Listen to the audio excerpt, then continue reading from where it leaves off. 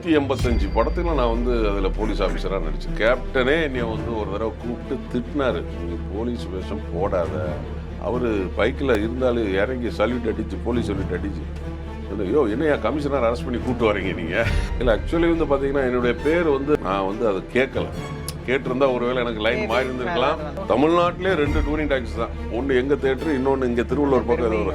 ஆமாம், நாங்கள் எல்லாம் வந்துட்டு பார்வாலாம் கத்தியெல்லாம் வச்சுட்டு இருப்போம். ஒருத்தன் என்னை வந்து கேட்பாங்கன்னு, இதில் என்னைய வந்து வேண்டான்னு சொன்ன விஎஸ் ராகவன் காம்பினேஷன் அவர் கூட நான் ஒரு படம் நடிச்சிருக்கேன். மீசை ராஜேந்திரன் அப்படிங்கிற ஒரு பிராண்டட் ஆயிடுச்சு.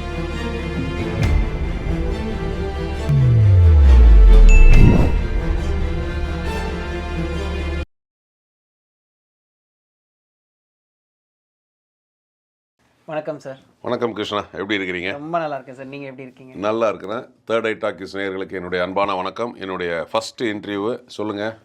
ரொம்ப சந்தோஷம் சார். ஆக்சுவலி உங்களை நேரில் பார்த்ததில் எனக்கு டெஃபினட்டாக வந்து ரொம்பவே ஹாப்பி. ஆக்சுவலி நம்ம உள்ளே போகிறதுக்கு முன்னாடி கண்டிப்பாக உங்களை பார்த்தா யாராக இருந்தாலுமே ரொம்ப டாலாக ஹைட்டாக வெறப்பாக இருக்காரு, ஒரு போலீஸாக இருப்பாரோ அப்படின்னு சொல்லிட்டு எல்லாரும் நினச்சிருப்பாங்க. எனக்கு நான் ஃபஸ்ட் டைம் உங்களை வந்து ஆன் ஸ்க்ரீனில் பார்க்கும்போது எனக்கு அப்படி தான் தோணுச்சு. அந்த மாதிரி யாராவது உங்களை பார்த்தோன்னே அப்படி ஐடென்டிஃபை பண்ணியிருக்காங்களா யாராவது? இல்லை, ஆக்சுவலி வந்து நான் 1987 எஸ்ஏ செலெக்ஷன் போனேன். நான் ஓகே. எங்கள் வீட்டில் நானும் என்னுடைய பிரதரும் போனோம், 2 பேருமே செலெக்ஷன் ஆயிடுச்சு. ஓ சூப்பர். ஆமாம், என்னுடைய வீட்டில் என்ன சொல்லிட்டாங்கன்னா, யாராவது ஒருத்தர் போனால் போதும் போலீஸுக்குன்னு சொல்லுவோன்னா, என்னுடைய பிரதர் வந்து போலீஸ் ஜாயின் பண்ணார். அவர் வந்துட்டு இன்ஸ்பெக்டர் டு டிஎஸ்பி ப்ரொமோஷனில் ஹார்ட் அட்டாக்கில் இறந்துட்டார். அப்புறம் எனக்கு என்னென்னா, சரி நம்ம போகலனாலும் அப்புறம் நான் ஃபிலிம் இன்ஸ்டியூட் ஜாயின் பண்ணேன். ஃபிலிம் இன்ஸ்டியூட்டில் டிஎஃப்டி டைரக்ஷன் வந்து ஜாயின் பண்ணேன். இங்கே ஆமாம், எம்ஜிஆர் ஃபிலிம் இன்ஸ்டியூட், அடையார் திரைப்படக்கல்லூரி, அங்கே தான் ஜாயின் பண்ணி டிஎஃப்டி டைரக்ஷன் 88, 91 படித்தேன்.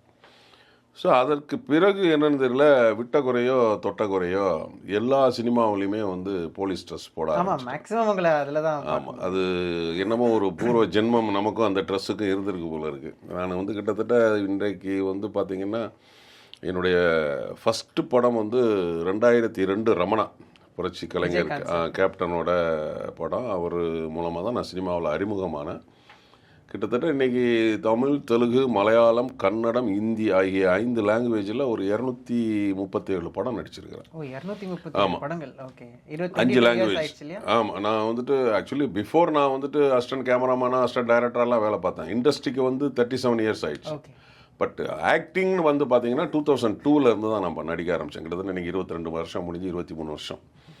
இதில் வந்து ஒரு 237 படத்தில் வந்து நான் காவல்துறை அதிகாரிகளாக நடித்த படம் தான் அதிகம். ஒரு ஆமாம் 185 படத்தில் நான் வந்து அதில் போலீஸ் ஆஃபீஸராக நடிச்சிருக்கேன். ஓகே, 185 படத்தில் போலீஸாகவே வந்திருக்கேன். ஆமாம், இது கேப்டனே என்னை வந்து ஒரு தடவை கூப்பிட்டு திட்டினார், நீ போலீஸ் வேஷம் போடாத, முன்னே அதிலே ஸ்டாம்பை குத்திடுவாங்க. தமிழ் சினிமாவை பொறுத்த வரைக்கும் அது ஒரு சாபக்கேடு, ஸ்டாம்ப் பண்ணிடுவாங்க என்னையும் ஆமாம் அப்படியே. அது கேப்டனே என்னை வந்து வார்ன் பண்ணார். அதையும் சொன்னார். நான் ஆரம்பத்தில் வந்து என்னைய வந்து இப்படி தான் போலீஸாக போட்டாங்க, நான் ஒரு கட்டத்தில் வந்து மாறி வந்துட்டேன் அப்படின்னு நான் அவர்கிட்டே சொன்னேன். கேப்டன், போலீஸ் மாறி வந்தால் வீட்டில் வேலை இல்லாமல் சும்மா இருக்கணுமே அப்படின்னு, 6 மாதம் 1 வருஷம் கஷ்டப்படு, உன்னுடைய லைன் மாறும் அப்படின்னாரு. பட் நான் வந்து அதை கேட்கல. கேட்டிருந்தா ஒருவேளை எனக்கு லைன் மாறி இருந்திருக்கலாம். பட் நான் இன்னைய வரைக்கும் நான் வந்து இப்போ தொடர்ந்து காவல்துறை அதிகாரி வேஷம் தான் போட்டுட்டு இருக்கேன். இப்போ கூட நீங்கள் காவல்துறை அதிகாரி, சின்னத்துறையிலும் காவல்துறை அதிகாரியாக நடிச்சுட்டு இருக்கேன். ஆமாம், நிறைய சீரியலில் வந்து பண்ணியிருக்கிறேன். இப்போ வந்து நான் ஒரு 7 படம் நடிச்சிட்டு இருக்கிறேன். இந்த 7 படத்தில் வந்து பார்த்தீங்கன்னா 4 படம் வந்து போலீஸ் தான். அது வந்து விட்ட குறையோ தொட்ட குறையோ காக்கி ட்ரெஸ் போடணும்னு இருந்திருக்கு. அதனால் நம்ம வந்து இப்போ காவல்துறை அதிகாரியாக நடிச்சிட்டு இருக்கிறேன். இதுலேயே நமக்கு ஒரு ப்ளஸ்ஸும் இருக்குது, மைனஸும் இருக்குது. ப்ளஸ் வந்து பார்த்திங்கன்னா நிறைய போலீஸ் ஆஃபீஸர் அவங்க டிபார்ட்மெண்ட்டுன்னே நினச்சிக்கிட்டு நம்ம கூட வந்து பழகுறாங்க. இப்போ நான் வந்து ஒரு சம்பவம் டிவியில் பார்க்காதவங்களா? பார்த்தவங்க கூட தான். ஒரு சம்பவம் ஒன்று, நம்ம ஸ்டெர்லிங் ரோடு இதில் வந்துட்டு ஜெமினி லெஃப்ட்டில் வந்து அந்த சிக்னலில் நான் வந்து ஒரு நாள் ஜம்ப் பண்ணிட்டேன். காலையிலே நான் ஷூட்டிங் போனதுக்காக அந்த இடத்துல வந்து மணிமஹால்னு ஒரு ஷூட்டிங் ஹவுஸ் இருக்குது, அதுவும் போலீஸ் ஸ்டேஷன் செட்டு தாங்க. ஓகே. காலையில் கொஞ்சம் லேட் ஆகிடுச்சு, நான் காரில் வேகமாக போகிறேன், சிக்னலில் வந்து ஜம்ப் பண்ணிட்டேன். லெஃப்ட்டில் 2 போலீஸ் வந்து நிப்பாட்டாங்க, டிராஃபிக் போலீஸ். நிப்பாட்டி வண்டியை ஓரமாக நிப்பாட்டுங்க, நீங்கள் சார்ஜெண்ட்டை வந்து பாருங்கள் அப்படின்னா. சரி, நான் வண்டியை விட்டுட்டு சரி ஒரு கூப்பிட்றாரு, நம்ம சார்ஜெண்ட்டை போனோன்னா அவர் பைக்கில் இருந்தாலும் இறங்கி சல்யூட் அடிச்சு, போலீஸ் சல்யூட் அடிச்சு, ஐயோ என்னையா கமிஷனர் அரெஸ்ட் பண்ணி கூப்பிட்டு வரீங்க நீங்கள் தெரிஞ்சு சொன்னாரா தெரியாம சொன்னாரா? இல்லை அவருக்கு பிளாட்டுக்கு தான் சொன்னார். யோ என்னையா கமிஷனர் நம்மாலேயே அவர் போலீஸ் டிபார்ட்மெண்ட்டாக எவ்வளோ நடிச்சுக்கிட்டு இருக்கிறாரு. என்ன சார் என்ன அப்படின்னாரு. இல்லை சார் ஷூட்டிங் போகிறேன் அவசரம், அதான் வந்து நம்ம என்னென்னா டைமுக்கு போகணும், அது இது பண்ணதுனால சார் அந்த டைமுக்கு போனதுனால நான் இதாகிட்டேன் சார். யோ அவர் நம்மாலையா அதெல்லாம் எதுவும் கேஸ் கேஸ்லாம் போட வேண்டாம் சார், நீங்கள் போயிட்டு வாங்க அப்படின்னு அவர் போலீஸ் விட்டு அடித்து அனுப்பி விட்டார். அந்த பாத்திரம் அதாவது அந்த கேரக்டர் பண்ணதுக்கு ஒரு மரியாதைன்னு வச்சுக்கலாம். டெஃபினட்டாக இது நிறைய ப்ளஸ் இருக்குது. இப்போ நம்ம வந்து இப்போ ரயில்வே ஸ்டேஷன் போகிறோம், திடீர்னு டிக்கெட் எடுக்கிறோம், நின்றுட்டு இருந்தோம்னா போலீஸ் வந்துடுவாங்க. சார் என்ன சார் நீங்கள் நம்ம டிபார்ட்மெண்ட் வாங்க லைன்லலாம் நிற்காதீங்க, நான் அவரே உள்ளே கூட்டு போய் டிக்கெட் எடுத்து கொடுத்துருவார். ஸோ இப்படி நிறைய என்னுடைய ஃப்ரெண்ட்ஸே நிறையா பேர் கிண்டல் பண்ணுவாங்க, கலவரம் வந்தால் கமிஷனருக்கு ஃபோனை பண்ணுறாங்களோ இல்லையோ உனக்கு ஃபோனை போட்டுருவாங்க அப்படின்னு சொல்லி. ஸோ வந்துட்டு நம்மளை வந்து அவங்க டிபார்ட்மெண்ட் ஆளாகவே நம்மளை வந்து நினச்சிட்டாங்க. ஸோ நிறைய ப்ளஸ் இருக்குது அந்த காவல்துறை அதிகாரிகள் வேடம் போடுறதுனால. ஓகே, இப்போ இந்த மீசை ராஜேந்திரன் இந்த பேர் இருக்குல்ல, அந்த பேர் பின்னாடி அந்த ஆக்சுவலி உங்க நேமே அதானா இல்லை அந்த அடமொழி மாதிரியே வச்சுட்டாங்களா? ஆக்சுவலி உங்க ஒரிஜினல் நேம் என்ன? இல்லை ஆக்சுவலி வந்து பார்த்தீங்கன்னா என்னுடைய பேர் வந்து ராஜேந்திரநாதன். ராஜேந்திரநாதன். நான் வந்து 95 வந்து ஜெயின் டிவியில் ஒரு டிவி, நார்த் இந்தியன் டிவியில் வேலை செஞ்சேன். எங்கே? சென்னையில் தான். சென்னையில். அது ஆரம்பத்தில் வந்து பார்த்தீங்கன்னா ஃபஸ்ட் சேனல் வந்து வந்தது வந்து என்னென்னு பார்த்தீங்கன்னா சன் டிவி தான் வந்தது. ஓகே. செகண்டு வந்து 93 சன் டிவி வந்துச்சு. நான் 93 சன் டிவியில் வேலை பார்த்தேன். அப்புறம் 95 வந்து ஜெயின் டிவின்னு சேட்டலைட் சேனல், ஒரு நாளைக்கு 2.5 மணி நேரம் தமிழ் டெலிகாஸ்ட். அதன் பிறகு தான் வந்து பார்த்தீங்கன்னா Raj TV, golden eagle TV, அப்புறம் கோல்டன் ஈகிள் டிவி, விஜய் டிவியாக கன்வெர்ட் ஆச்சு. இப்படிலாம் அதுக்கப்புறம் நிறைய channel. First 93 Sun TV, after that 95 Jain TV. சரி, நார்த் இந்தியன் டிவிங்கிறதுனால நான் ராஜேந்திரநாத்னு என்னுடைய பேரை மாற்றினேன். ஸோ நார்த் இந்தியன் அப்படிங்கிறதுனால. ஆஃப்டர் தட் என்னென்னா அதுக்கு பிறகு வந்து 2002 வந்துட்டு நடிகர் ஆனவுடனே இந்த ராஜேந்திரன்கிற பேரில் வந்துட்டு 2 பேர் இருக்காங்க. ஒருத்தர் வந்து அவர் வந்து டைரக்டர்ல நடிகர்கள் கெட்டப் ராஜேந்திரன் ஒருத்தர் இருக்காரு. அதே மாதிரி அண்ணன் மொட்டை ராஜேந்திரன். இல்ல அவர் அதுக்கப்புறம் தான் வந்தார். அப்போ ஃபைட்டர்ஸா தான் இருந்தாரு. அதுக்கப்புறம் தான் அவர் வந்துட்டு பிதாமகனுக்கு அப்புறம் தான் வந்து நான் கடவுள்ல வரும்போது தான் அவர் மொட்டை ராஜேந்திரன் இதாகிடுச்சு. பட் நானும் நான் கடவுள்ல நடிச்சிருக்கிறேன். அப்போ நான் கடவுளில் தான் வந்துட்டு பாலாசார் படத்தில் அவரை வந்து மொட்டை ராஜேந்திரன்னு போடுறாங்க. அப்போ உங்களுக்கு என்ன டைட்டிலில் போடணும்னு கேட்டாங்க. அப்போ நான் தான் சொன்னேன் மீசை ராஜேந்திரன்னு போடலாம். ஏன்னா அதில் 2 ராஜேந்திரன் நான் கடவுளில். அவர் அதில் தான் அவர் கேரக்டர் ஆர்டிஸ்டாக வர்றாரு. அதுக்கு முன்னாடி வரைக்கும் அவர் ஃபைட்டர்ஸ் தான். அப்போ நானும் வந்து ராஜேந்திரன் இப்போ சினிமாவில் சரி ராஜேந்திரன், அப்போ 2 ராஜேந்திரன் எனக்கு மொட்டை ராஜேந்திரன், கெட்டப் ராஜேந்திரன், அப்போ நம்ம மீசை ராஜேந்திரன் வைக்கலான்னு சொல்லிட்டு நான் கடவுள் படத்துக்கு பிறகு தான் வந்து மீசை ராஜேந்திரன்னு பேர் வந்துச்சு. பட் அது ட்ரேட்மார்க்காக ஆனது எப்போன்னு பார்த்தீங்கன்னா லியோ வர்சஸ் ஜெயிலர். அது உங்களை மாதிரி ஒரு யூடியூப் சேனல் வந்து ஒரு கான்ட்ரவர்சியாக ஒரு கொஸ்டின் கேட்டாங்க. பட் அது நான் வந்து உண்மையாக சொன்னேன். வெட்டு 1 துண்டு 2. நாங்கள் வந்து கேப்டனுடைய ஸ்கூலு. தப்புனா தப்புன்னு சொல்லுவோம், கரெக்டுனா கரெக்டுன்னு சொல்லுவோம், ஸ்ட்ரெயிட்டாக தான் சொல்லுவோம், மூடி மறைக்க கிடையாது. அதில் நான் சில வந்து கம்பேரிசன் சொன்னேன். ரஜினி சார் அவர் எப்படி, விஜய் சார் எப்படி, அவருடைய பிஸ்னஸ் எப்படி, இவருடைய பிஸ்னஸ் எப்படி. நிச்சயமாக லியோ வந்து ஜெயிலருக்கு வந்து அந்த அளவுக்கு வந்து வசூல் ஆகாது. அப்படி வசூல் ஆச்சுன்னா நான் மீசை எடுக்கிறேன்னு சொன்னேன். அதற்கு பிறகுதான் நான் வந்து இவ்வளவு படங்கள் நடிச்சிருக்கிறேன், இவ்வளவு சீரியல், கிட்டத்தட்ட 54 சீரியல் நடிச்சிருக்கிறேன். எல்லா சேனல்லையும் 54 சீரியல், தெலுங்கும் நடிச்சிருக்கிறேன். அதனால 54 சீரியல், 237 படங்கள், ஒரு 16 விளம்பர படங்கள், 36 வருஷம் சினிமா அனுபவம். இதில் என்னுடைய ட்ரேட்மார்க்கு என்னுடைய பேர் ரீச் ஆகலை. அந்த ஜெயிலர் லியோவுக்கு அப்புறம் அந்த மீசை ராஜேந்திரன் அப்படிங்கிறது ஒரு பிராண்டட் ஆயிடுச்சு. ரொம்பவே ஆச்சரியமா இருக்கு சார். இத்தனை வருஷம் நீங்க இருந்துட்டு இந்த ஜெயிலர் வர்சஸ் லியோல போய் உங்க நேம் ரீச் ஆகுது. அதுல தான் ஹைலைட் ஆயிடுச்சு. ஓகே, நீங்க கம்பேரிசன் சொன்னதுனால மீசை நம்ம இவ்வளவு படங்கள் நடிச்சிருக்கிறோம். பட் உலகம் முழுவதும் நம்ம வந்து ரீச் ஆனது வந்து இதுல தான், மீசை ராஜேந்திரன். இப்போ நீங்கள் வந்துட்டு திரையில் நீங்கள் நடிச்சிட்டு இருக்கிறது எல்லாமே நம்மளுக்கு தெரியும். பட் திரைக்கு பின்னாடி ஆக்சுவலி நீங்கள் பேசிக்கலி வந்து சென்னை தானா இல்லை எந்த ஊரை சேர்ந்தவங்க, உங்கள் ஃபேமிலி, அதை பற்றி சொல்லுங்கள். இல்லை எனக்கு வந்து சொந்த ஊர் நேட்டிவ் திருநெல்வேலி பக்கம் ஒரு வில்லேஜ், ஒரு 30-25 கிலோமீட்டர் திருநெல்வேலியிலேருந்து. நான் படித்தது வந்து பாளையங்கோட்டை ஜான்ஸ் காலேஜ். ஓகே. என்னுடைய சீனியர் வந்து எம்எஸ் அண்ணாதுரைன்னு ஒரு கேமராமேன். ஓகே. அவர் வந்து பார்த்தீங்கன்னா கர்ணன் சாரோட அசிஸ்டண்ட். அப்போ அவரும் விக்ரமன் சாரும் ஃப்ரெண்ட்ஸ். Okay, Vikraman sir. ஆமாம், அவர் பேர் சுப்பிரமணியன். ஓகே. விக்ரமன் சாரோட உண்மையான பேர் வந்து சுப்பிரமணியன். படத்துக்காக விக்ரமன் மாற்றிட்டார். அவரும் வந்து திருநெல்வேலி. அப்போ அவர் வந்து இங்கே தான் அவர் படித்தது எம்டிடி காலேஜ், பேட்டைன்னு ஒரு ஊரில். பட் இங்கே தான் அவர் இருப்பார். ஜான்ஸ் காலேஜ் பக்கம் மரியா கேண்டீன் ஒரு கேண்டீன் இருக்குது. எனக்கு சீனியர் வந்து அண்ணாதுரை சார். அப்போது இவர் விக்ரமன் சார் இங்கே தான் வந்து இருப்பார், ஒரு அண்ணாதுரை கூட தான் வந்து இருப்பார். அவரும் வந்து விக்ரமன் சாரையும் சினிமாவில் கொண்டு வந்தது அண்ணாதுரை சார் தான், கேமராமேன். என்னையும் சினிமாவுக்கு கொண்டு வந்தது அண்ணாதுரை சார் தான். இது எப்படி அப்படின்னா, என்னுடைய ஃபாதர் வந்து எக்ஸிபியூட்டர், சினிமா தேட்டரு. ஓகே. அண்ணாதுரையோட நீங்க ஆமாம், நாங்கள் எங்கள் அப்பா வந்து டூரிங் ஆக்சுவலாக வந்து அப்போல்லாம் வந்து பார்த்தீங்கன்னா டூரிங் தேட்டர் தான். ஓலை கோட்டையை 2 வருஷத்துக்கு ஒரு வாட்டி தான் லைசன்ஸ். திருநெல்வேலி டிஸ்ட்ரிக்டில் எல்லா ஊர்லேயுமே எங்கள் அப்பா தேட்டர் போட்டிருக்காங்க. கிட்டத்தட்ட ஒரு 50-55 வருஷமாக தேட்டர். இப்போ ஆமாம், இப்போவும் நம்ம எங்கள் ஊரில் தேட்டர் இருக்குது, எங்களுக்கு தேட்டர் இருக்குது. தமிழ்நாட்டிலே 2 டூரிங் டாக்கீஸ் தான். ஒன்று எங்கள் தேட்டரு, இன்னொன்று இங்கே திருவள்ளூர் பக்கம் ஒரு. ஆமாம், 2 டூரிங் தேட்டர் தான். ஒன்று வந்து நம்ம தேட்டரு, இன்னொன்று வந்து திருவள்ளூர் பக்கம் ஏதோ ஒரு தேட்டர் இருக்குது. ஸோ வந்து பார்த்தீங்கன்னா, அவங்க அப்பா அண்ணாதுரை சாரோட அப்பா வந்து டிஸ்ட்ரிபியூட்டர். அவர் மிஸ்டர் சூர்யா நாராயணன் சொல்லிட்டு, அவர் ப்ளஸ் ப்ரொடியூசர். அவர் வந்து ஜெயலலிதா அம்மாவை வச்சு வைரம்னு ஒரு படம் ப்ரொடியூஸ் பண்ணியிருக்காரு. ரஜினி சாரை வச்சு குப்பத்து ராஜான்னு ஒரு படம். அவருடைய இனிஷியல் டைம். ஆமாம், அவர் கிட்டத்தட்ட ஒரு 17-18 படம் வந்து அவர் ப்ரொடியூஸ் பண்ணியிருக்காரு. அப்போ இவங்க வந்து அண்ணாதுரை சார் வந்து ஒரே ரத்தம் அப்படின்னு ஒரு படம் ஷூட்டிங்காக குற்றாலம் வந்திருந்தார். இது எல்லாமே 80s தானே நீங்கள் சொல்கிறீங்க? ஆமாம், 86. ஓகே. அப்போ நான் அப்போ தான் இன்ஸ்டியூட் இது டிகிரி முடிச்சிருக்கேன். நான் 82-85 ஜான்ஸ் காலேஜில் டிகிரி படித்தேன். எனக்கு அவர் 2 வருஷம் சீனியர். அப்போ நான் அப்போ தான் டிகிரி முடிச்சுட்டு இருக்கிறேன். இவர் வந்து அங்கே வந்திருக்கிறாரு. கலைஞர் கதவசனம் ஒரே ரத்தம்னு ஒரு படம்.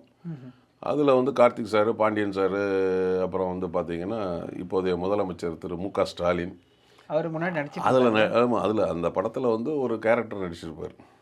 அதில் வந்து நான் வந்து இப்போ எங்கள் அப்பாட்ட சொல்கிறேன், நான் டிகிரி முடித்தோடனே இந்த மாதிரி சினிமாவில் போகணும் இன்ட்ரெஸ்ட்டாக இருக்குது அப்படின்னோடனே டக்குன்னு என்னைய கூப்பிட்டு போய் அவங்க அப்பாட்ட சொல்லி, அவங்க அப்பா உடனே அண்ணாதுரை சார்ட்ட சொல்லி நான் வந்து உதவி. வீட்டில் வந்து எந்த விதமான ஒரு ப்ராப்ளமும் இல்லை இப்போ இருக்கிற மாதிரி. சினிமாவுக்கு வரக்கூடாதுன்னு நிறைய குடும்பத்தில் சொல்லுவாங்க. பட் எங்கள் ஃபேமிலியை பொறுத்த வரைக்கும் ஏற்கனவே அவங்க எங்கள் அப்பா சினிமா தேட்டர் நடத்தினவங்க. ஆமாம், ப்ளஸ் இன்னொன்று அவருக்கு என்னன்னா, அவர் சினிமாவில் நடிக்கணும்னு ஆசைப்பட்டு மெட்ராஸுக்கெல்லாம் வந்து கஷ்டப்பட்டு சினிமாவில் ஏவிஎம்லாம் அப்போ உள்ளே போகவே முடியாது. ஏவிஎம்ல 2 டோல்கேட் செக் போஸ்ட் போட்டு அது உள்ளே போக முடியாது. அப்போ அவங்கெல்லாம் வந்து சினிமாவில் வர முடியாது, நம்ம வரல, நம்ம பையனாவது சினிமாவுக்கு வரணும்னு சொல்லிட்டு அவங்கெல்லாம் என்னை வந்து நான் சொன்ன உடனே சேர்த்து விட்டாங்க. சேர்த்து விட்டு நான் கிட்டத்தட்ட அவர் கூட ஒரு 7 படம் அசிஸ்டண்ட்டாக வேலை செஞ்சேன், கேமரா. ஆமாம், 7 படம் நான் அசிஸ்டண்ட்டாக வேலை செஞ்சேன். அப்புறம் சரி நமக்கு இன்னொரு இன்விடேஷன் வேணும் அப்படின்னோன்னா தான் ஃபிலிம் இன்ஸ்டியூட் ஜாயின் பண்ணலாம். ஃபிலிம் இன்ஸ்டியூட்டில் ஆக்டிங் தான் நான் போனேன். ஆக்டிங் போகும்போது எனக்கு விஎஸ் ராகவன் சார் தான் வந்துட்டு பழைய நடிகர். அவர் தான் அந்த இன்டர்வியூ செலெக்ஷன் கமிட்டியில் இருந்தார். அப்போ நடிக்க சொன்னார், நான் நடித்தேன். அவர் என்னை வந்து ரிஜெக்ட் பண்ணிட்டார். ஆமாம், உங்களுக்கு வந்து நடிப்பு சரியாக வரல அப்படின்னு ரிஜெக்ட் பண்ணிட்டார். அப்போ என்னடா வழின்னு பார்த்தா, அப்போ என்ன சொன்னாங்கன்னா, அண்ணாதுரை சார், அப்புறம் என்னுடைய ஃப்ரெண்ட்ஸ் சர்க்கிளில் நான் எல்லாருமே என்ன சொன்னாங்கன்னா, நீங்கள் வந்து டைரக்ஷன் போங்க, டைரக்ஷன் படிச்சுங்க, டைரக்ஷன் போனால் ஆட்டோமேட்டிக்காக நமக்கு நடிப்புக்கும் கூப்பிட்ருவாங்க அப்படின்னு. நான் வந்து டிஎஃப்டி டைரக்ஷன் படித்தேன் 88-91. இதுக்கு இடையில் அசிஸ்டன்ட் கேமராமேனாக வேலை செய்வேன், அசிஸ்டன்ட் டைரக்டராக வேலை செய்வேன். இதில் என்னைய வந்து வேண்டான்னு சொன்ன விஎஸ் ராகவன் காம்பினேஷன் அவர் கூட நான் ஒரு படம் நடிச்சிருக்கேன். ஆமாம், தமிழ் படம்னு ஒரு படம், நம்ம மெர்சி சிவா நடித்த படம். அதில் வந்து அவர் கூட வந்துட்டு அவர் ஜட்ஜாக வருவார், நான் போலீஸாக வருவேன். அப்போ நான் அவர்கிட்ட நான் சொன்னேன், நான் சார் என்னை நீங்கள் ரிஜெக்ட் பண்ணீங்க ஃபிலிம் இன்ஸ்டியூட்டில், உங்களுக்கு ஆக்டிங் வரலன்னு, இன்றைக்கி நான் உங்களோட நடிச்சிட்டு இருக்கேன் சார் அப்படின்னு அவர்கிட்ட நான் சொல்லவே செஞ்சேன். இன்னும் சார் ரிஜெக்ட் பண்ணீங்க சார் ஆக்டிங்கில் அப்படின்னு. இல்லை சந்தோஷம், இப்போல்லாம் நடிகர் ஆகிறது ஈஸி அப்படின்னாரு. உண்மையிலே அவர் சொன்ன மாதிரி இப்போது வந்து நடிகர் ஆகிறது ரொம்ப ஈஸி. சினிமாங்கிறது டிஜிட்டல், ஆஃப்டர் தேட் வந்து ரொம்ப ஈஸி ஆயிடுச்சு. ஸோ அந்த மாதிரி இதில் தான் நம்ம வந்து அப்புறம் டைரக்ஷன் முடிச்சுட்டு 88-91 முடிச்சதுக்கு அப்புறம் வந்துட்டு 93 சன் டிவியில் வேலைக்கு செஞ்சு அப்புறம் வந்து ப்ரோக்ராம் டைரக்ஷன். அங்கே வந்து ப்ரோக்ராம் ப்ரொடியூசர்மாங்க, வெளியில் வந்து டைரக்டர்மாங்க. அதில் ஜெயின் டிவியில் வேலை பார்த்தேன். அப்புறம் ஃப்ரீலான்ஸாக Raj TV, Vijay TV, Jaya TV எல்லாத்துலேயுமே வேலை செஞ்சேன். ஆஃப்டர் தட் 2002 வந்து என்னுடைய ஃப்ரெண்டு ஒருத்தர் வந்து கமலா தேட்டருக்கு பேக் சைடு சிவன் கோயில் ஸ்ட்ரீட்டில் இருந்தார். எனக்கு ஜூனியர், அவன் ஃபிலிம் இன்ஸ்டியூட்டு, ராஜ்னு ஒரு பையன், எங்கள் ஊர் பையன். அப்போ நான் அவரை சந்திக்க போயிருக்கிறேன். அவங்க பக்கத்து ரூமில் முருகதாஸ் சார், அவரும் அவருடைய அசோசியேட் ராஜ்குமாரும் அங்கே இருக்கிறார். AR Murugadoss sir. அப்போ அவர் தீனா படம் பண்ணிட்டார். தீனா பண்ணிட்டார். 2வது படம் ரமணா பண்ணுறதுக்காக அப்போல்லாம் வந்து பேசிக்கிட்டு இருக்கிறாங்க. அங்கே தான் அப்போ இருந்தார் அவர். நான் அவரை பார்க்க என்னுடைய ஃப்ரெண்டு ராஜுவை பார்க்க போயிருந்தேன். ஸோ அவர் திருநெல்வேலி பக்கம், தென்காசி பக்கம் இளஞ்சின்னு ஒரு ஊர். ஓகே. அவரும் நானும் என்ன நேட்டிவ் நம்ம திருநெல்வேலி, அவரும் திருநெல்வேலின்னா நான் பார்க்கும்போது ஆட்டோமேட்டிக்காக அந்த ஸ்லாங் வந்துடும். நம்ம ஊருக்காரங்க ஊருக்காரங்க தானே. என்னல எப்படிலாம் இருக்க அப்படி இப்படின்னு அந்த ஏ மக்கா எப்படி மக்கா இருக்க, சாப்பிட்டியா அந்த மாதிரி அந்த ஸ்லாங் ஆட்டோமேட்டிக்காக வந்துடும் ஊருக்காரங்களை பார்க்கும்போது. அப்படி நாங்கள் பேசிகிட்டே இருந்தோம். பக்கத்து ரூமில் வந்து முருகதாஸ் சாரும் ராஜ்குமார் சாரும் கேட்டுகிட்டே இருந்திருக்காங்க. அப்போ வந்து மொபைல் அவ்வளோ இதாக கிடையாது. அப்புறம் நான் வந்து வீட்டுக்கு வந்துட்டேன். ஒரு 1 ஹவர் கழித்து ராஜ் எனக்கு ஃபோன் பண்ணுறான். லேண்ட்லைன் தான் அப்போ. ஃபோன் பண்ணுறாப்புல. நம்ம பேசிக்கிட்டு இருந்தோம், திருநெல்வேலி ஸ்லாங்கில் பேசுனதை வந்து முருகதாஸ் சாரும் ராஜ்குமார் சாரும் கேட்டாங்க. உங்களை நாளைக்கு காலையில் 11 மணிக்கு ஆஸ்கார் ஃபிலிம்ஸ்க்கு வர சொன்னாங்க. நான் வந்து அடுத்த நாள் 10:45 அங்கே போயிட்டேன். போனோடனே வெயிட் பண்ணிகிட்டு இருந்தேன். நான் வெயிட் பண்ணிகிட்டு இருக்கும்போது சரக்குன்னு சிங்கம் மாதிரி ஒருத்தர் வராரு. ஒயிட் அண்ட் ஒயிட்டு அப்படியே முடியெல்லாம் அப்படி போட்டு கேப்டன் வர்றாரு. எல்லோரும் ஆஃபீஸில் எல்லோரும் எந்திரிச்சிட்டாங்க. அப்புறம் நானும் எந்திரிச்சிட்டேன். நான் அதுக்கு முன்னாடி கேப்டனை 2 தடவை தான் பார்த்துருக்குறேன். அதுக்கு முன்னாடி வந்து பரதன் பூஜையில் பார்த்தேன், பரதன் ஷூட்டிங்கில் பார்த்தேன். ஃபிலிம் இன்ஸ்டியூட்டில் வச்சு ஷூட்டிங் நடக்கும்போது. 3ஆவதாக நான் அன்றைக்கி அவரை பார்க்குறேன், ஆஸ்கார் ஃபிலிம்ஸில் பார்க்குறேன். அவர் உள்ளே போனார். உள்ளே போனோன்னா ரவிச்சந்திரன் சார் ரூமில் போய் பேசிகிட்டு இருந்தாங்க. நான் வந்து இது மாதிரி சார் வர சொன்னாங்கன்னு சொன்னேன். ஒரு 11 மணி ஆனவுடனே நான் சொல்லிட்டேன். சொன்னோடனே அப்புறம் என்னையை கூப்பிட்டு விட்டாங்க. அங்கே Murugadoss sir, captain, Oscar, Ravichandran sir 3 பேர் இருந்தாங்க. இப்போ ஏதோ பேசிகிட்டு இருந்தாங்க. அப்புறம் நான் போனோன்னா முருகதாஸ் சார், இதுக்கு முன்னாடி எதுவும் நடிச்சிருக்கீங்களா அப்படின்னாரு. நான் வந்து இல்லை சார் நடிக்கலை சார், ஆனால் பட்டு டிஎஃப்டி டைரக்ஷன்லாம் முடிச்சிருக்கிறேன் அப்படின்னோடனே, சரி ஒரு டைலாக் தரேன், நீங்கள் திருநெல்வேலி ஸ்லாங்கில் பேசுங்க அப்படின்னாரு. அதில் பார்த்தீங்கன்னா அந்த நார்த்துலேருந்து ஒரு போலீஸ் வந்திருப்பாங்க. அவர் வந்திருக்கும்போது எல்லாத்தையும் போட்டு கட்டி வச்சு அடிச்சுட்டு இருப்பாங்க ஸ்டூடெண்ட்ஸ் இதெல்லாம். அப்போது ஒருத்தர் சொல்லுவார், நம்மளாவது பரவாயில்லைங்க, திருநெல்வேலி போலீஸ்கிட்ட மாட்டினோம்னா தோலை உரித்து உண்மையாக வர வச்சுருவாங்க அப்படின்னு சொல்லிட்டு இருக்கும்போது ஒரு ஃபோன் வரும். அது ஃபோன் பண்ணோன்னு அந்த ஃபோனில் நான் ஆப்போசிட்டில் இருந்தேன். நான் தான் பால்பாண்டியன் பேசுகிறேன். அங்கே யாராவது உண்மையை சொன்னாங்களா, அடித்தா அப்படியே நிற்காமலா, இந்த டைலாக்கு எனக்கு சார் கொடுத்தாரு. நான் இதை அப்படியே பேசின உடனே சிரிச்சிட்டார் கேப்டனு. இவரும் ரவிச்சந்திரன் சாரும் சிரிச்சிட்டார். அப்புறம் முருகதாஸ் சாரை வந்து இப்படி கேப்டன் பார்த்தார் அப்படின்னாரு. அப்படி கண்ணிலே ஒரு சாடையை கட்டினார். ஆமாம். பட் அந்த இடத்துல அவர் வந்து நம்ம நேரத்துக்கு என்னமோ அவர் அந்த நேரம் கரெக்டாக வந்திருக்காரு. சொல்லிட்டாரு. அந்த படத்தில் நான் நடித்தேன். என்னுடைய சம்பளம் 800 ரூபா அந்த படத்துக்கு. எத்தனை நாள் சார்? 2002 ஒரே நாள் தான். 800 ரூபா. சரியா? இது எனக்கு வாய்ஸ் கொடுத்தது யாருன்னு கேட்டிங்கன்னா, நான் அப்போ வந்து டப்பிங் அப்போ நான் ஊரில் இல்லை. எனக்கு வாய்ஸ் கொடுத்தது நெல்லை சிவான்னு. அது மிகப்பெரிய இதாகி போச்சு. அந்த வாய்ஸ் இன்னும் தூக்கலாகி போச்சு. இன்ஃபேக்ட் வந்து இது எனக்கு ஆஃப்டர் தட் ரிலீஸுக்கு அப்புறம் வந்து அவர் நடிச்சிட்டு இருந்தார். எனக்கு வாய்ஸ் அவர் கொடுத்தாரு, டப்பிங் வாய்ஸ் கொடுத்தாரு. நான் ஆஃப்டர் தட் இதெல்லாம் முடிச்சுட்டு நான் போய் முருகதாஸ் சார் ரிலீஸுக்கு அப்புறம் போய் நான் சாரை போய் பார்த்தேன். அப்போ முருகதாஸ் சார் சொன்னார், ஏங்க என்னங்க நீங்கள் இந்த உங்கள் சீனை வந்து காலையில் வந்தவுடனே இளையராஜா சார் வந்து போட சொல்லிடுவார். 1 வாரம் எங்களுக்கு ரீரெக்கார்டிங் நடந்தது. 1 வாரமும் காலையில் டெய்லி வந்தவுடனே இந்த சீனை போட்டுட்டு பார்த்துட்டு சிரிச்சுக்கிட்டு தான் அடுத்து போவாருன்னு சொல்லி முருகதாஸ் சார் சொன்னார். இது பட் எனக்கு வந்து அந்த வாய்ஸ் வந்து மிகப்பெரிய ஒரு ப்ளஸ் ஆயிடுச்சு. அவர் நெல்லை சிவான வாய்ஸ் கொடுத்து. அப்புறமா ஆஃப்டர் தட் நான் வந்து பார்த்தீங்கன்னா என்னுடைய 2வது படம் வந்து சாமி. அதுலேயும் போலீஸ் தான். அதில் வந்து அந்த ஊர் பெரிய பஞ்சாயத்தில் அது வந்து எப்படி கிடச்சதுன்னா, நம்ம ஏற்கனவே எக்ஸிக்யூட்டருங்கிறதுனால அங்கே திருநெல்வேலியில் டிஸ்ட்ரிபியூட்டர் மணிகண்டன் ஒரு ஃப்ரெண்ட் இருக்கார். அவர் எனக்கு வந்துட்டு, நான் அப்போ ஊருக்கு வந்திருந்தேன். அப்போ நான் அவர்கிட்ட சும்மா ஃபோன் பண்ணுவேன். இப்போ கூட 4 நாளைக்கு முன்னாடி கூட பேசுவேன். அப்போ பேசுவேன். அப்போ பேசும்போது எங்கே இருக்கீங்கன்னா, நான் ஊருக்கு தான் வந்திருக்கேன் அப்படின்னோடனே, சரி திருநெல்வேலிக்கு வாங்க, ஷூட்டிங் ஒன்று போயிட்டுருக்கு, ஹரிசார் ஷூட்டிங், சாமி படம் ஷூட்டிங் போயிட்டுருக்கு, வாங்க நைட்டு ஷூட்டிங் இருக்குது அப்படின்னோட நான் ஒரு 7-7:30 மணிக்கு இப்போ நைட்டு போனேன். அங்கே ஷூட்டிங் போயிட்டு இருக்கும்போது அப்புறம் ஒரு மணிகண்டன் வந்து என்னை கூப்பிட்டு போய் ஹரிசார்ட்ட இன்ட்ரடியூஸ் பண்ணார். பார்த்தாரு. அவர் நம்மளை பார்த்துட்டு, ஹரிசாருக்கு எப்போவுமே எப்படின்னா மீசெல்லாம் வச்சுட்டு ஒரு மாதிரி ஆள் வித்தியாசமாக இருந்தால் அவருக்கு பிடிச்சிடும். அப்போ என் அசிஸ்டன்ட் டைரக்டர் கூப்பிட்டாரு, இவர்கிட்ட நம்பரெல்லாம் வாங்கி வச்சுருங்க. இல்லை அப்போ இந்த மீசை கிடையாது, சின்ன இந்த முறுக்கு மீசை வச்சுருப்பேன். இது வந்து இப்போ ஒரு 10-12 வருஷமாக இந்த மீசை வச்சுருக்கிறேன். அப்போ நம்பரை வாங்கி வச்சுக்கோங்க அப்படின்னு சொல்லிட்டு அசிஸ்டன்ட் டைரக்டர் சொல்லிட்டார்.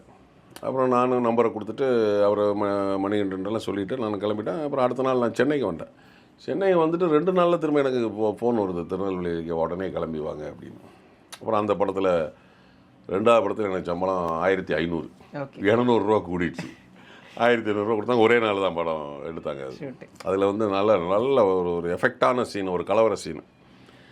நாங்கள் எல்லாம் வந்துட்டுருப்போம், அருவாலாம் கத்தியெல்லாம் வச்சுட்ருப்போம். ஒருத்தன் என்னை வந்து கேட்பாங்கண்ணே சாமி வரானே, எவம்ல அவன் சாமி, 10 பேர் சேர்ந்து செஞ்சா அது பேர் கொலைல, அதே 100 பேர் சேர்ந்து செஞ்சா அது பேர் கலவரம்ல, இப்போ இங்கே நடக்க போகிறது கலவரம் அப்படின்னு அவர் இப்படி வருவார். அவர் வந்து நின்றுட்டு வாய்ஸ் நீங்கள் தானே கொடுத்தீங்க? என்னுடைய வாய்ஸ், இது உங்கள் வாய்ஸ், என்னுடைய ஓன் வாய்ஸ். கணீர்னு இருக்கே. ஆமாம். அவர் வந்து நிற்பார், கலைஞ்சு போங்க அப்படி இப்படின்னு சொல்லுவார். கலைஞ்சு போகலன்னா லட்டியை வச்சு அடிப்பியோ, தட்டியை வச்சு தடுப்பியோ, இல்லை கண்ணீர் போக போட்டு கலைச்சிருவியா, ஏ சாமி நீ போலீஸா பொறுக்கியா அப்படிமா. இந்த சீனு வந்து பயங்கர எஃபெக்டான சீனு, எஃபெக்டான சீனு. இதை வந்து விக்ரம் சாரே ஒரு இன்டர்வியூவில் பேட்டியில் சொல்லியிருப்பார். அந்த சீன் வந்து இந்த மாதிரி பெப்பாக இருந்ததுக்கு காரணம் என்னுடைய கவுண்டர் ஆர்டிஸ்ட்டு, அந்த அளவுக்கு அவர் வந்து ரொம்ப ஃபோர்ஸாக டயலாக்லாம் பேசியிருப்பார் அப்படின்னு விக்ரம் சாரே ஒரு இன்டர்வியூவில் என்னை பற்றி சொல்லியிருப்பார். இது 2வது படம். 3வது படம் வந்து பிதாமகன். ஸோ பார்த்தீங்கன்னா எல்லாமே பெரிய படங்கள், எல்லாமே பெரிய படம், எல்லாம் பெரிய படம், பெரிய டைரக்டர்ஸ், பெரிய கம்பெனி. அது எப்படி எனக்கு வாய்ப்பு கிடைச்சுன்னா, அதுக்கு முன்னாடி நான் சீரியல் நடித்தேன். சீரியலும் நடிச்சிட்டு இருந்தேன். சிஜே பாஸ்கர் சாரோட அண்ணாமலைன்னு ஒரு சீரியல், சிவகுமார் சாரும் ராதிகா மேடம். ஆமாம், இது ராடன் அவங்க மீடியாஸு, சிவகுமார் சார் ராதிகா அவங்க 2 பேரும் அண்ணாமலைன்னு ஒரு சீரியலு. அதில் வந்து பார்த்திங்கன்னா சிஜே பாஸ்கர் சார்கிட்ட இவர் சிவகுமார் சார் அதில் நடிச்சிருக்கும்போது இந்த மாதிரி தம்பி ஒரு படம் நடிச்சிட்ருக்காரு, ஒரு ஜெயிலராக ஒரு கேரக்டர் வேணும் அப்படின்னா சிஜே பாஸ்கர் சார் என்னையை சஜஸ்ட் பண்ணியிருக்காரு. அப்போது ஒரு நாள் சிவகுமார் சார் வீட்டுக்கு, அப்போ ஃபோன் செல்ஃபோன் கிடையாது, லேண்ட்லைன் தான். பேஜர் கூட இல்லையா அந்த டைமில்? லேண்ட்லைன் வந்துடுச்சா? பேஜர் இருந்தது, பட் லேண்ட்லைனில் பேசினார் சிவகுமார் சார். பேசினார், உடனே வாங்க கிளம்பி நம்ம சரவணா ஸ்ட்ரீட்டு டி நகருக்கு நம்ம வீட்டுக்கு வாங்க அப்படின்னாரு. நான் உடனே கிளம்பி போயிட்டேன். நான் போனால் அப்போ தான் சார் ஏதோ வெளியே போயிருக்காரு. வீட்டில் அந்த அம்மா இருந்தாங்க, சூர்யா சார் அம்மா இருந்தாங்க. போன உடனே நான் என் மச்சான் 2 பேர் 3 பேர் தான் போயிருந்தோம். அவங்க காஃபிலாம் கொடுத்தாங்க. ஒரு 20 நிமிஷத்தில் சார் வந்துட்டார். நீங்கள் என்ன பண்ணுறீங்க, செங்கல்பட்டில் சிறுவர் சீர்திருத்த பள்ளியில் தம்பியோட ஷூட்டிங் போயிட்டுருக்கு இப்படி. ஆமாம், அவர் சொன்னது தம்பி சூர்யா அப்படின்னு. தம்பி சூர்யா, நம்ம தம்பியோட படம் அங்கே போய்கிட்டு இருக்கு. என்கிட்ட அந்த டைரக்டர் வந்து கேட்டார். நான் வந்து உங்களை சொல்லியிருக்கிறேன், நான் தம்பிகிட்டையும் இன்ஃபார்ம் பண்ணிட்டேன், நீங்கள் அங்கே நேராக போங்க. எதில் வந்திருக்கீங்கன்னா, நான் காரில் தான் சார் வந்தேன்னா, நேராக நீங்கள் அங்கே போங்க அப்படின்னு. நான் அங்கே போகிறேன், செங்கல்பட்டுக்கு கரெக்டாக போகிறேன். ஒரு 1:10 இருக்கும். 1:10 இருக்கும்போது கரெக்டாக பிரேக் விட்டாங்க. பிரேக் விட்டோடனே நான் போய் சூர்யா சாரை பார்த்தோம்.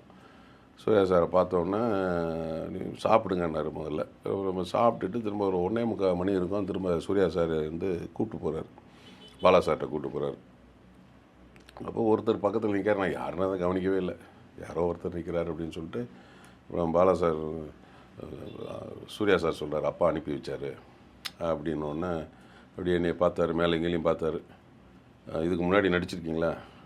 ஆமாம் சார், 2 படம் பண்ணியிருக்கேன் சார், கேப்டனோட ரமணா படமும் இது சாமியும் பண்ணியிருக்கேன் அப்படின்னு. ஒன்று பக்கத்தில், நீங்கள் அங்கேருந்து வரும்போதே நான் சொல்லிட்டேன், சாமி படத்தில் நல்லா டைலாக் பேசினார். இப்படி பார்த்தா அப்போ தான் தெரியுது விக்ரம் சார் அந்த கெட்டப்பில் இருக்காரா. நான் யாருன்னு நான் கவனிக்கலை. அவர் விக்ரமும் கரெக்டாக நம்ம தூக்கி விடுறாரு. நீங்கள் அங்கேருந்து வரும்போதே சொல்லிட்டா நல்லா டைலாக் பேசுவார் அப்படின்னு நான் சொல்லிட்டேன் அப்படின்னு பார்த்து, சார் நீங்களா, நான் கவனிக்கலை சார், நான் வேறு யாரோ நினச்சேன் சார் அப்படின்னு. சரி, அப்போது சரி நீங்கள் என்ன பண்ணுங்கள், கொஞ்சம் வெயிட் பண்ணுங்கள் அப்படின்னாரு. அங்கே பார்த்தா ராஜகிரண் சார் வந்து காக்கி ட்ரெஸ் எல்லாம் போட்டு அவரை டெஸ்ட் எடுத்துகிட்டு இருக்காங்க. உங்கள் ரோலுக்குங்களா? ஆமாம், ஓகே. அது இந்த காலத்தில் இந்த பட்டையெல்லாம் போட்டு ராஜகிரண் சார் எவ்வளோ பெரிய நடிகர், எவ்வளோ பெரிய ப்ரொடியூசரு. அதுக்கு முன்னாடி நந்தான்னு ஒரு படம் வேறு பயங்கரமாக பண்ணியிருக்கிறாரு. அவருக்கு அந்த கெட்டப்பை போட்டு பார்த்துக்கிட்டு இருக்கிறாங்க. சரி, நமக்கு அது இல்லை போல இருக்குது, இல்லை வேறு ஏதாவது சான்ஸ் கொடுப்பாங்க போல இருக்குது அப்படின்னு சொல்லிட்டு நாங்கள் வெயிட் பண்ணோம். அப்புறம் ராஜகிரண் சார் எல்லாம் முடிச்சுட்டு அனுப்பி விட்டாங்க. அதிலிருந்து அடுத்த நாள் எனக்கு ஃபோன் வருது, உடனே செங்கல்பட்டுக்கு வாங்கங்கிறாங்க. அங்கே போனவுடனே அவருக்கு எப்போவுமே என்னென்னா ஸ்பாட்லேயே தான் முடியை விட்டு பறித்து விட்ருவாங்க. ஸ்பாட்லயே ஆளு. ஆமா, பாலா சார் அடிப்பாரெல்லாம் காமிச்சார், அது உண்மையா சார்? அதெல்லாம் பயங்கரமா ட்ரீட் பண்ணுவாங்க. என்னைய இது வரைக்கும் அவர் அடிச்சது கிடையாது. என்னைய வந்து ஒரு நாள் கூட அவர் அடிச்சது கிடையாது. தப்பு ஒன்றும் கிடையாது. ஏங்க வாத்தியார் வந்து ஸ்கூல்ல அடிச்சு வந்து படின்னு சொல்றது ஒன்றும் தப்பு கிடையாது. உண்மையிலே ஒரு நடிகர் பாலா சாரோட படத்தில் நடிச்சிட்டா நடிப்புனா என்னன்னு தெரியும். அதில் வந்து எனக்கு தெரிஞ்சு நான் அவ்வளவுக்கு முன்னாடி வரைக்கும் நான் படங்கள் நடிச்சிட்டு இருந்தேன். பட் பாலா சார் படத்தில் போனதுக்கப்புறம் தான் இந்த டயலாக் டெலிவரி எப்படி பேசணும், பாடி லாங்குவேஜ் எப்படி கொண்டு வரணும், ஐபாலில் வந்து எப்படி ரியாக்ஷன் கொடுக்கணும், அது ஒன்றும் எப்படி பண்ணணுங்கிறது அவர் படத்தில் நம்ம தெரிஞ்சுக்கிட்டோம். ஏன்னா அதில் நான் கடவுள், அதை நான் அப்புறம் சொல்கிறேன். அப்புறம் பிதாமகனில் அப்புறம் வந்துட்டு எனக்கு உடனே அது முடிகடியெல்லாம் வெட்டி அது ஜெயிலர் கேரக்டர் கிட்டத்தட்ட ஒரு 24 நாள் நடித்தேன் நான் படத்தில். 2 சீன் தான் வரும் படத்தில். 2 சீன் 24 டேஸ். ஆமாம், ஆனால் அது நிறைய சீன் எடுத்தாங்க. பட் படத்தில் வந்தது 2 சீன் தான். இதில் உங்களுடைய இது ஏறிடுச்சா? ஆமாம், அதுக்கப்புறம் வந்து என்னன்னா நமக்கு அந்த படம் வந்ததுக்கப்புறம் சரி நிறைய படங்கள் நடிக்க ஆரம்பிச்சேன். அதுக்கப்புறம் நான் கடவுள்லாம் அவர் கூப்பிட்டு ஆமாம் ஆகிட்டேன். அதுக்கப்புறம் தான் ஏன்னா பார்த்தீங்கன்னா எல்லாமே வந்து பெரிய டைரக்டர், பெரிய ஆர்டிஸ்ட்டு, பெரிய பேனரு. ஸோ அதுக்கப்புறம் நிறைய படங்கள் பண்ணேன். நான் கடவுள்லாம் வந்து நல்ல கேரக்டர் ஒன்று கொடுத்தாரு. அவரெல்லாம் என்னென்னா ஒரே ஒரு சின்ன ஒரு வசனம் சொல்கிறாங்கல்ல, நான் கடவுளில் பூஜாலெலாம் போலீஸ் ஸ்டேஷனில் பிடிச்சி வச்சுருப்பாங்க. அப்போ நான் சொல்லுவேன், வெளியில் முருகன் ஒருத்தன் இருக்கிறான், அவன் எங்கே சொல்கிறானோ அங்கே பிச்சை எடுக்கணும் அப்படின்னு. பாலா சாரோட ஸ்டைல் என்னென்னா மானிட்டரில் தான் இருப்பார், பக்கத்தில் வந்து சொல்லவே மாட்டார். டயலாகு சொல்லுங்கள் அப்படிம்பார். வெளியில் முருகன் ஒருத்தன் இருக்கிறான், அவன் எங்கே சொல்கிறானோ அங்கே பிச்சை எடுக்கணும். டேக் அதெல்லாம் ஃபிலிமு தான் அப்போல்லாம். டேக் 1 2 3 4 5 6 7 8 9 10 10க்கு மேலே போனாலே ஆர்டிஸ்ட் நம்மளாம் நர்வஸ் ஆயிடுவோம். அதுக்கு முன்னாடி இருக்கு நீங்கள் அவள் டேக் போனது இல்லைங்க? போனது கிடையாது. 10 டேக்கு போனாலும் இங்கே ஹார்ட் பீட்டு பயங்கரமாக ஓட ஆரம்பிச்சிட்டு.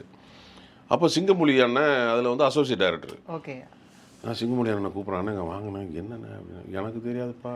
அவங்களும் அவரும் ரிலேஷன்ஸ், சிங்கமொழி சாரும் பாலா சாரும் சித்தி பெரியம்மா பசங்க. எனக்கு தெரியாது, நீ தான் நடிக்கிறதுக்கு முன்னாடி அசிஸ்டன்ட் டைரக்டர் ரெட் எடுத்தார் இல்லையா? அதுலேயும் வந்து அவர் நடிச்சிருப்பார், சிங்கமொழி அண்ணன் அதில் நடிச்சிருப்பார். அதில் நான் கடவுளில் வந்து நடிச்சிருப்பார். அப்போது நான்லாம் கேட்க மாட்டேன், நீ போய் கேளுன்னு. பொதுவாகவே வந்து கிளாப்பில் வந்து என்னன்னா 10க்கு மேலே வந்து 11 12 13 போட மாட்டாங்க. ஓகே. ஏன்னா ஆர்டிஸ்ட்டு கொஞ்சம் நர்வஸ் ஆயிடுவாங்க அப்படிங்கிறதால அதுக்கப்புறம் என்ன பண்ணுவாங்கன்னா ABCD EFG KLMN OPQ RST அப்படி போயிட்டுருக்கும். எனக்கு ஒன்றுமே புரியலை. அதுக்கப்புறம் ABCDயில் அதில் ஒரு 13 டேக் போயிடுச்சு, இதில் ஒரு 10 23 டேக் போயிடுச்சு. ஃபிலிமு இப்போ தான் டிஜிட்டல் ஆகிடுச்சு. எனக்கு ஒன்றும் தெரியல. நான் எந்திரிச்சு போயிட்டேன். நான் சார்கிட்ட போய், சார் திட்டிடுவாரா இல்லை? ஆமாம் இப்போ திட்டிடுவார், எதுக்கு நீங்கள் நடிக்க வந்த அப்படி இப்படிலாம் சொல்லிடுவார். நான் போனேன், சார் எனக்கு தெரியலை சார், டைலாக் சொல்லுங்கள் அப்படின்னாரு. வெளியில் முருகன் ஒருத்தர் இருக்கான், அவன் எங்கே சொல்கிறானோ அங்கே பிச்சை எடுக்கணும். இன்னொரு வாட்டி சொல்லுங்கள் அப்படின்னாரு. வெளியில் முருகன் ஒருத்தர் இருக்கிறான், அவன் எங்கே சொல்கிறானோ அங்கே பிச்சை எடு. நீங்கள் எங்கேங்கிற இடத்துல அழுத்தம் கொடுக்குறீங்க, ஸ்ட்ரெஸ் பண்ணுறீங்க. என்னுடைய கண்டென்ட்டு, என்னுடைய கான்செப்டு பிச்சை, சரியா? பிச்சைங்கிற இடத்துல அழுத்தம் வரணும். சொல்லுங்கள் இன்னொரு வாட்டி அப்படின்னாரு. வெளியில் முருகன் ஒருத்தர் இருக்கிறான், அவன் எங்கே சொல்கிறானோ அங்கே பிச்சை எடுன்னு. இப்போ எங்கேங்கிறதுல ஸ்ட்ரெஸ் போய் அங்கே எனக்கு ஸ்ட்ரெஸ் வருது. அங்கேங்கிற ஸ்ட்ரெஸ் வரக்கூடாது, பிச்சைங்கிற இடத்துல எனக்கு ஸ்ட்ரெஸ் வருது. இதை நிறைய டைரக்டர் டப்பிங்லாம் பார்த்துக்கலாம், ஆமாம், நிறைய பேர் அப்படி தான் சொல்லுவாங்க. பட் இவர் அப்படி இல்லை, அங்கேயே திருத்துவார். அதுக்கப்புறமும் நமக்கு 3-4 டேக்கு போச்சுன்னு வைங்களேன், எங்கேங்கிறதுல போய் அங்கே வரோம், அங்கேங்கிறதுல போய் எங்கே வரோம். அதுக்கப்புறம் லாஸ்ட்டில் தான் வந்து பிச்சைங்கிற இடத்துல ஸ்ட்ரெஸ் வரும். இதே மாதிரி ஆர்யா சார் வந்து உட்காந்துட்ருப்பார் பெஞ்சில், இப்படி கையை கட்டிட்டு காலை நீட்டிட்டு உட்காந்துருப்பார். நான் வருவேன், வந்து ஒரு சேரை எடுத்து போடுவேன்.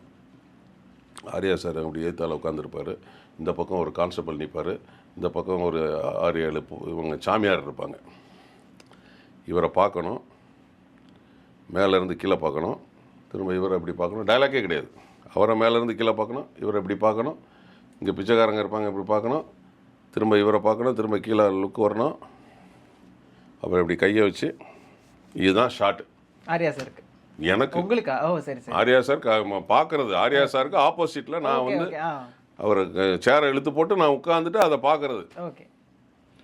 டேக் இது சொல்லிட்டார், இதுதான்ப்பா, மேலே இருந்து கீழே பாரு, சைடில் போலீஸ் நாங்கள் பாரு, இங்கே பாரு, திரும்ப அவரை பார்த்துட்டு கீழே பார்த்துட்டு கண்ணை மூட்டிட்டு இப்படி தலையாட்டு, இதுதான் ஷாட் அப்படின்ட்டார். 1 2 3 4 5 6 7 8 9 10 11 அது ABCD FG 26 எழுத்துக்கு மேலே போயிட்டு. ஓகே. திரும்ப நான் சிங்கமொழி என்ன கூப்பிட்றேன், அண்ணா வாங்கினேன், என்னண்ணே இப்படி ஒன்றுமா என்னைய கூப்பிட்டு விட்டது அவர் ஒன்று, அப்புறம் வந்து ஆச்சாரியா ரவி சார் ஒருத்தர், அப்புறம் செந்தில்னு ஒருத்தர், இவங்க 3 பேர் தான் என்னைய கூப்பிட்டது இந்த படத்துக்கு. அண்ணா 2 3 பேர்ட்டையும் சொல்கிறேன், சிங்கமொழி என்னென்ன தான் முதல்ல, அண்ணா கொஞ்சம் என்னென்னு கேளுங்கண்ணே, நான் கேட்க மாட்டேண்ணா, ரவி சார்கிட்ட சார், ரவி சார் சொல்லுங்கள் சார், ரவி சாரும் அவரும் ரொம்ப ஃப்ரெண்டு, இப்போ ரவி சார் இறந்து போயிட்டார். செந்தில் சார் அவரும் ரவி சார் கேட்க மாட்டேன்ட்டார், செந்தில் சாரை கூப்பிட்டேன். ஏன்னா இவங்க 3 பேர் தான் அவர்கிட்ட நல்லா க்ளோஸாக இருக்கிறவங்க. 3 பேருமே போக மாட்டேங்காங்க. நான் போனேன். ரொம்ப சீரியஸாக இருப்பார் சார் எப்போவுமே? பயங்கர சீரியஸாக இருப்பார், ஸ்பாட்டில் சீரியஸாக முடியாதா? ஸ்பாட்டில் சீரியஸாக இருப்பார். 6 மணி பேக்கப் ஆகிடுச்சுன்னா கொஞ்சம் இதாகிடுவார், நார்மல் ஆயிடுவார். அப்புறம் போனேன் நான், சார் தெரியல சார், என்னைய பாருங்கன்னாரு, மேலேருந்து கீழே பாரு, என்னைய பாருங்கள், போலீஸ் நிற்காரு பாருங்கள், இந்த பக்கம் ஜாமியார் இருக்கார் பாருங்கள், இந்த பக்கம் இப்படி பாருங்கள், கண்ணை மூடுங்க, ஏதாவது தெரிஞ்சுதானார், ஒன்றுமே தெரில சார் அப்படின்னு. நீ மேலேருந்து கீழே பார்க்கும்போது கண்ணு ஃப்ளிக்கர் ஆகக்கூடாது. இந்த பக்கம் வரும்போது போலீஸுக்கு ஆட்டோமேட்டிக்காக நம்ம இங்கேருந்து இப்படி லுக்கு வரும்போது இந்த கண்ணு ஃப்ளிக்கர் ஆகும். இந்த பக்கம் நீ ரைட்டில் போலீஸாக பார்க்குற, இந்த பக்கம் டவுனில் இருந்து சாமியாராக பார்க்குற, இந்த பக்கம் ஃப்ளிக்கரே ஆகக்கூடாது. புரியுதா? ஃப்ளிக்கர் ஆகாமல் கண்ணை மூடாமல் இப்படி பார்த்துட்டு நீ கையை இப்படி வச்சுட்டு இந்த இடத்துல தான் உன் கண்ணு மூடணும். அது எவ்வளோ கஷ்டமான விஷயம். இப்படி வந்துட்டு இப்படி போகும்போது ஆட்டோமேட்டிக்காக கண்ணு ஃப்ளிக்கர் ஆகும், மூடும். அதுக்கப்புறமா ஒரு 5 6 டேக்கு போச்சு. அப்புறம் நான் முடிச்சுட்டு நான் கேட்டேன் சார்கிட்ட போய், சார் சாரி சார் அப்படின்னு. ஏன் சாரி சொல்கிறீங்க? இதில் வருத்தப்படுறது நானும் ப்ரொடியூசர் தான், நீங்கள் ஏன் சாரி சொல்கிறீங்க? அது ஓடிட்டு இருக்கு ஃபிலிம் ஃபுட்டேஜ், அதெல்லாம் அடிக்கு காசு. அப்போ இப்போல்லாம் ஈஸியாக, இப்போ டிஜிட்டலுக்கு வந்து 50 டேக்கு 100 டேக்கு கூட எடுக்கலாம், 100 டேக்கு எடுக்கலாம். ரொம்ப கஷ்டம் இல்லை. சாரி சார், நீங்கள் நடிக்கிற படம் வேற, என்கிட்ட நடிச்சுக்கிட்டு இருக்க படம் வேற, புரியுதா? அப்படியே சொன்னாருங்க. அப்படியே சொன்னார். அதே மாதிரி டான்ஸில் தான் 1 2 3 சொல்லி கொடுப்பாங்க. 1 2 3 4 அப்படின்னு டான்ஸில் இவர் ஆக்டிங்லேயே சொல்லுவார். 1 மேலே பாரு, 2 கீழே பாரு, ரைட்டில் மேலே பாரு, 3 ரைட்டில் கீழே பாரு, 4 அப்படிம்பாரு. பாலா சார்ட்ட நம்ம போனாலே ஒரு மோல்ட் ஆயிரும். எனக்கு ஃபஸ்ட்டு படம் வந்து பார்த்தீங்கன்னா இதுக்கப்புறம் தான், நான் கடவுளுக்கு அப்புறம் தான் கிடச்சிது. இன்னைக்கு தமிழ் சினிமாவில் சூர்யா சார் ஆகட்டும், விக்ரம் சார் ஆகட்டும், அதே மீசை தானே சார் வச்சுருக்கிறீங்க, இதெல்லாம் கேட்பாங்க. ஏதோ ஒரு படத்துக்கு சின்ன மீசை வேணும்னா இந்த மீசையை பெரிய மீசையை எடுத்துட்டாங்க. அப்புறம் எனக்கு அங்கே மீசையை செஞ்சு கொடுத்தாங்க. இல்லை டைரக்டர் வந்து அந்த படத்தை பார்த்து அவங்கள கூப்பிட்டாரு.